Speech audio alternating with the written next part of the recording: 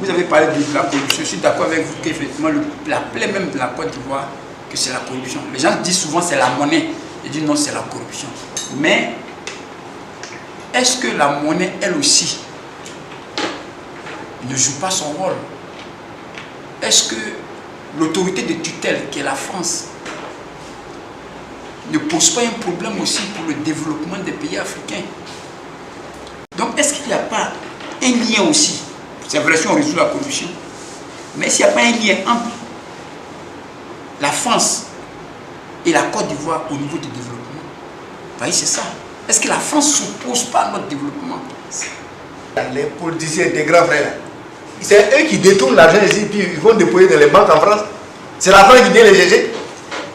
Mais il faut que vous enlevez de votre cerveau que le jour que vous allez vouloir qu'un gouvernement va vouloir travailler pour les Ivoiriens en Côte d'Ivoire, les Français vont l'attaquer. Vous connaissez les problèmes des Français aujourd'hui?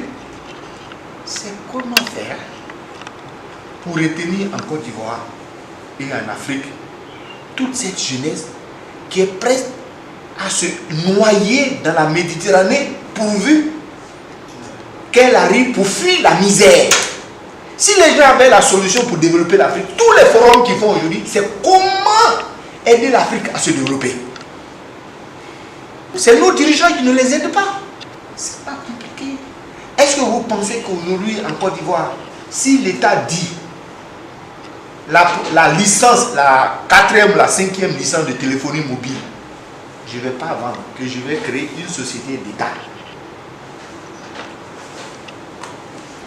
pour capter un peu cet argent, pour faire travailler des jeunes Ivoiriens, pour que l'argent... Les Français vont venir attaquer. Togo à Togo cellulaire. Ils vont attaquer le Togo. Il faut qu'on enlève ça. C'est nous-mêmes. Le jour qu'on dit, ah, les Ivoiriens sont en train de fabriquer un moteur pour fabriquer une voiture plus tard, l'armée française va venir. Où ils sont? Ça, c'est des trucs. Faut qu'on se débarrasse. Qu'ils viennent nous tuer parce qu'on veut développer notre pays. Qu'ils viennent nous tuer parce qu'on a décidé de ne plus voler l'argent de l'État. Qu'ils viennent faire ça d'abord.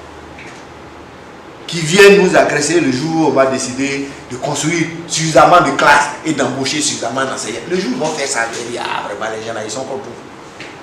Bruno Le Maire, il dit aux gens, arrêtez de vous embêter. Recouvrez mieux vos impôts. Si vous recouvrez bien vos impôts, vous n'êtes pas obligé de vous endetter autant. Ça là, est-ce que c'est des gens qui sont contre nous? Il y a eu l'époque de la guerre froide,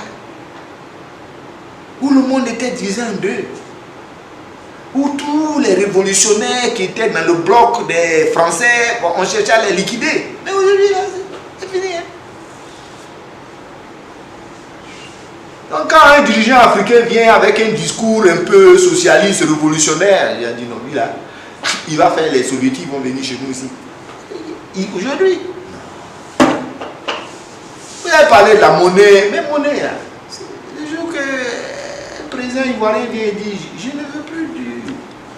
ne veux plus déposer mes réserves d'échange, je ne veux plus déposer ça en France. C'est fini. On ne peut rien lui faire. Rien. Rien. Mais ils ne peuvent pas.